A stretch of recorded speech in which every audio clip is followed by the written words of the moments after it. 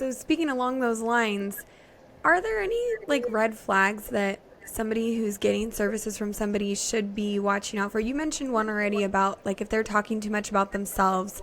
But what about, is there anything else that if this is happening routinely in sessions, like maybe you're not a good fit? And that doesn't have to mean that that's a bad counselor or you're a bad patient. It's just, like anything, like friendships. I don't know. I even compare it to like hairstylists. As women, I know will relate to this, but like I can't just go to any hairstylist. I have to go to one that I click with that understands like my vision when I go to get my hair colored and what direction I'm trying to go. If you could speak to that.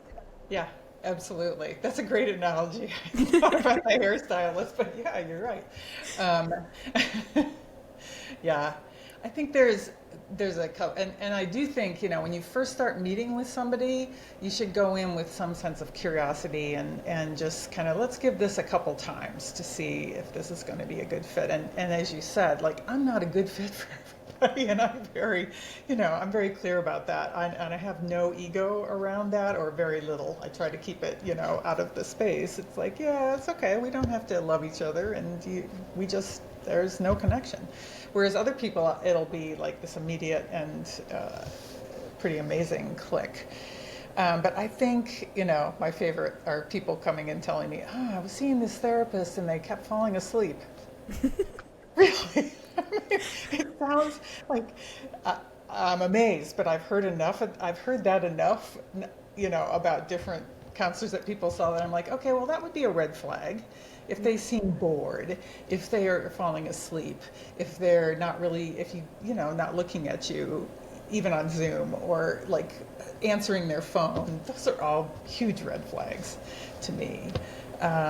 If they seem a little overwhelmed or like they're just not present for the session with you, that would be a red flag. If it feels like there's not a lot of empathy happening in the space, if for any reason you feel unsafe at all, and I don't mean necessarily physically, but just have a sense of this person is judging me all the time, and I just, not sure why that is, but there's a feeling of that.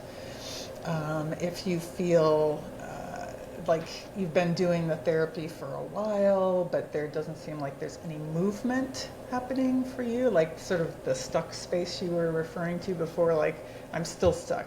I started this therapy, here in February, and it's now September, and I don't see any movement happening. Of course, I'm a strong believer that a lot of the work is the client's job, not the therapist's job. But that being said, if the therapist isn't helping you to sort of be curious about what is happening here, and they're just repeating same things all the time, then maybe that's not a good fit. Any breach of confidentiality, of course, there's some really big flags like that. If you hear somebody talking about you that's in the grocery store that you're like, how did they get this information about me, right? What else? If they accept gifts that really are inappropriate to be accepting, have relationships with, basically we call them dual relationships, so they're not, the therapist isn't your friend, right?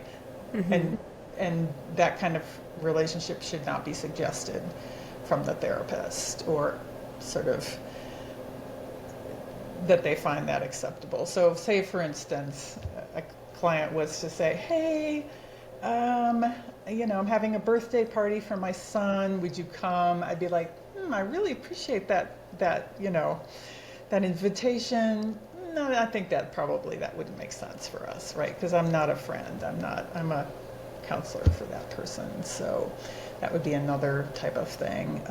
If the therapist just keeps asking questions and doesn't seem to be listening for answers from you, they just keep interrupting with more questions, giving advice, unless specifically asked for. And even then, I try to be a little leery of, if you're asking for advice from me, what is it you're really looking for here, right? Because how I might, the answer that might be right for me is not necessarily going to be right for you. So, unprofessional disregarding your values, not paying any attention to your questions. These are all sort of, they seem little, but if you see a lot of this stuff happening Yeah. repeatedly, big red flag.